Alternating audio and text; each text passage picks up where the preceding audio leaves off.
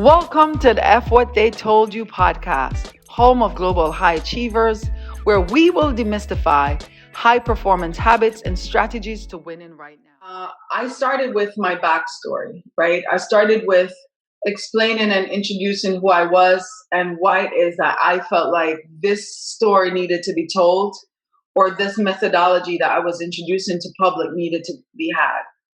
So if we go back a little bit, to 70-year-old me who is literally woken up in the middle of the night and is given away to a stranger to live in a home, in a foster home. That really was the beginning of the way I saw myself going forward. Yes, things that happened before. My mother was poor. We lived in a neighborhood where we constantly had to sleep on the ground to be safe because of gunshots in the middle of the night. My siblings, my brother was in a gang. He was violent. My cousins too. We had to sneak out of our neighborhood just to go to school. So those things affected me too. Not being picked up after school at around the age 5 and having to walk my way all the way from where I was at the public hospital on North Street all the way to the vending market and on Matthews Lane, right, in Kingston, Jamaica. And for those of you listening who are from Jamaica, you know that at 5 years old, that is not a safe walk. It is many dangerous places, many things that could have happened. But even then, I don't feel like that really affected me as much as what would happen the years later when I started living in foster homes. See, those experiences taught me how to survive and how to navigate being independent, right? And I think that's the core of my personality. But the F what they told you is really coming from the blueprint that would be laid out for who I am. The constant lack, the constantly being told of not being enough, the constantly being shown that I wasn't worthy, the constant rejection, the constant abandonment, the being told by my foster mom that, bless her heart, she was doing the best she could, but being told by a foster mom at 7 years old that she should have wrapped you in newspaper when she got you so that you would always know your place. Being put to sleep on a cot in the middle of a dining room and literally knowing that there was no place for you in that house. Hiding under a bed from the niece of my foster mom because she would brutally beat me. Or going without food for days, unbeknownst to my foster mother, because her niece would convince little me, who was not very smart, that if I gave her my food and I put my foot on her foot, that I wouldn't have to chew it and that it would go in my belly and I would be just fine. And then she wouldn't have to beat me. And going for days without eating and falling asleep randomly in places because I was suffering from thalassemia, which went undiagnosed until I was 20 something years old. And fast forward into struggling with suicide because I was constantly being told that nobody wanted me. And because I was from where I was from, that I was never going to fit in. And constantly being sexually abused, physically abused. These voices kind of just lived in my head. So when I started to rebuild myself in 2015 and 2016, it really became about who am I? Whose am I?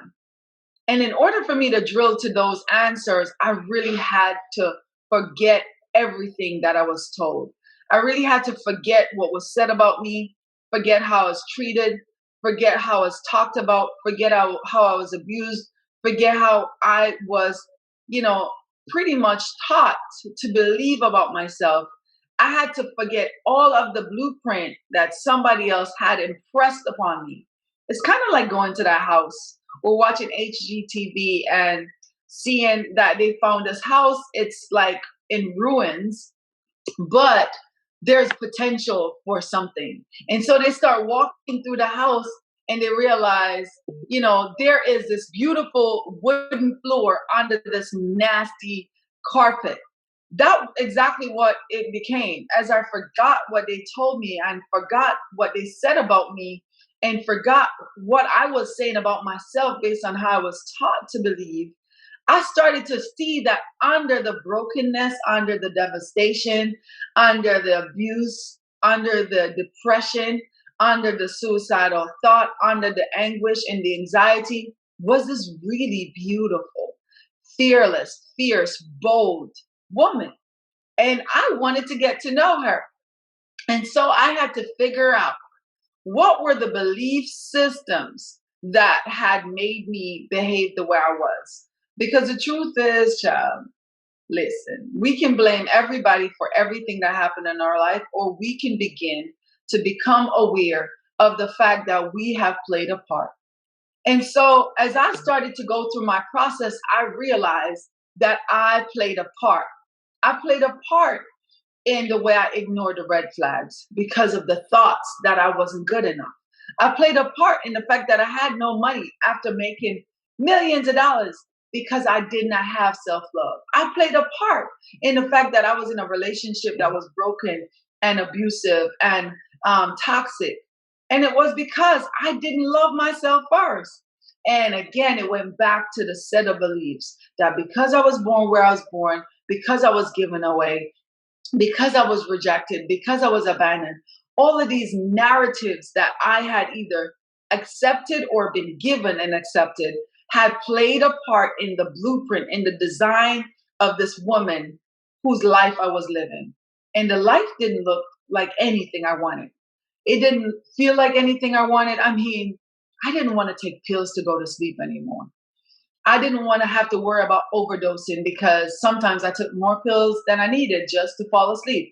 I didn't want to worry about, what the next person was thinking about me because I didn't really think very high of myself.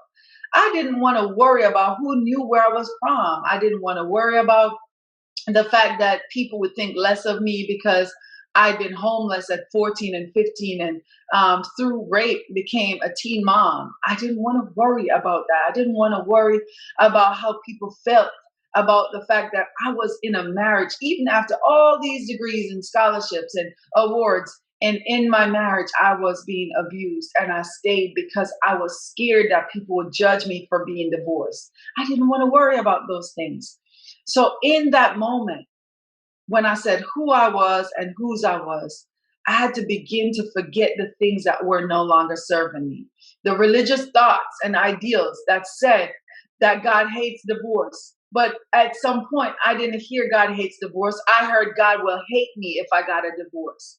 I had to forget the religious ideals that, I was going to go straight to hell if I couldn't get this perfect. Because the truth is, that wasn't God and that definitely wasn't me. Right.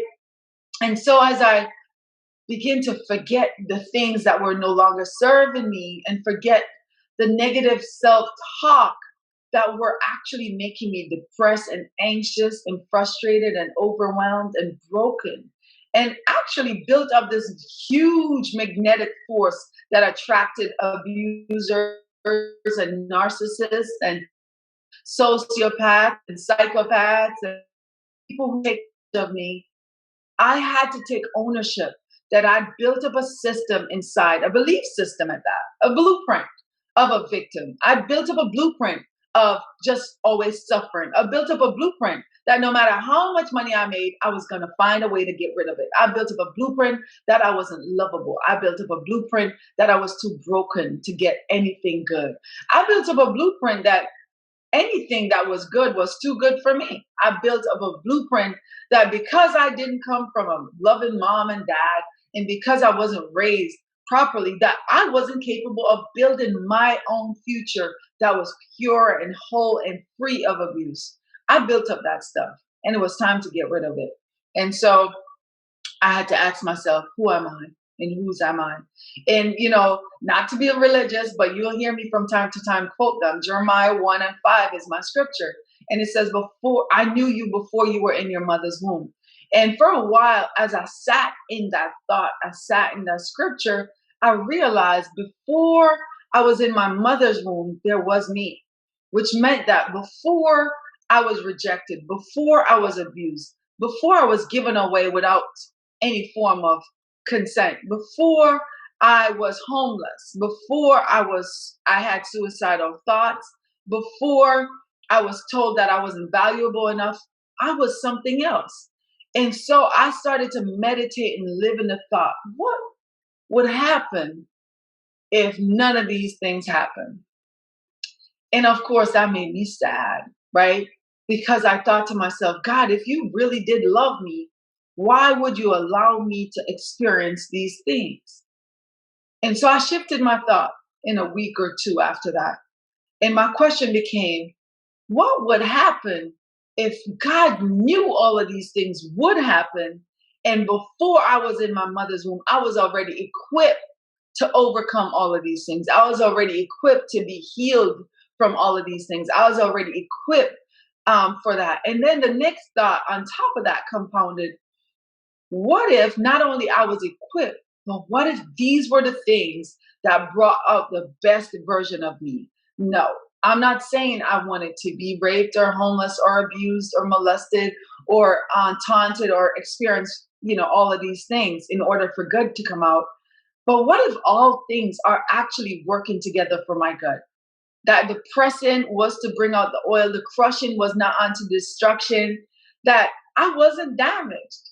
I was actually positioned to be empathetic to the person who has experienced brokenness, the person who's experienced homelessness, the person who's felt worthless even after giving it their all. What if this entire journey was building the warrior on the inside of me, the survivor, the person who could hunt, the person who could farm? How else was I going to be able to recruit and build and develop people who I didn't understand the language of their pain, their trauma, their experiences? How else could I have sympathy and empathy more than sympathy for someone if I'd never been in their shoe? And that's when I realized that I was built for this. My blueprint is not a survivor. My blueprint is I'm an architect. I'm someone who can identify gems in the middle of mud. I'm someone who can walk in a building that someone else would want to level down and I can see a skyscraper. I'm someone who can see a leader in someone else who does not even see themselves as valuable. Why? Because I've been where they've been. So I'm going to ask you, what is your blueprint? What are some of the thoughts and experiences and memories and beliefs that no longer serve you? What if you could reposition, repurpose, right, your perspective in a way that positions you as the head and not the tail, as above and not beneath, as a winner and not a loser, as someone who now have all the ingredients for the secret sauce? Because the truth is, you are the sauce. You are the secret sauce. You bring the secret sauce. It is what you survived, overcame, and then transformed from that makes you equipped to help the people you're called to help. That's why your purpose is so powerful. That's why you're so magnetic. But you've been magnetic to the wrong things. What if we could turn that magnetism to attract the opportunities, to attract people with the right mindset, to attract people who love you, not hate on you, to attract people who cheer for you and celebrate you, not tolerate you? What if we could repurpose those thoughts and things, knowing that before you were in your mother's womb, before you went through those experiences, the loss, and whatever trauma you experienced, that not only are you more equipped to overcome it, but you were actually built to be exceptional. You were built to be an architect yourself. What if you accepted that you are the architect of your life? Would you say F what they told me? Because that's what I'm asking you to say today. F what they told you. The teachers, the parents that weren't there, the cousins, the uncles, society, friends, exes, right? And lastly, but first, most important, what have you been telling yourself about yourself? What have you been saying about yourself when nobody else is listening? How do you feel about yourself? How do you see yourself? How do you navigate in spaces? Because that's where the thoughts are flowing from. Your posture in business, in family, in relationship, in conversations, in rooms is coming from how you're feeling and seeing and hearing about yourself when nobody else is around you. So, what are you seeing when you look in the mirror? What are you hearing when you're alone? What do you feel when you think about your life? Begin to repurpose those things and see yourself as above and not beneath, as the head and not the tail, right? Because this is the season that we win, and we're not going to win if we keep having the thoughts that made us lose. We're not going to win if we don't take our minds out of the gutter. We're not going to win by just doing craziness. And you're saying, Natalie, that's a lot. But I promise you, I just want to leave you with this one thought, that the blueprint, the belief system, the mindset that broke you is not the thing that's going to build it forward. So we're going to have to transform our mind, renew our thoughts. In the next episode, I'm going to go in a little bit deeper. So that's it for me now. I've had this great time sharing intimate stories with you. I'm going to share a lot more about my life and my journey. And as I get the opportunity to interview and meet other persons, I'm going to also share their life and their journey so that you can see that you're not alone. Your suffering is not by yourself. The things that you felt were so devastating and hurtful, that you're not the only one that's experiencing these things. And there's nothing to be ashamed of, right? Just take ownership and become aware of where you are. And let's get our stuff and move out of this dead place, because there's no more room in this dead place. Where we're going is where the light is. And yeah, where the money resides. Let's do it.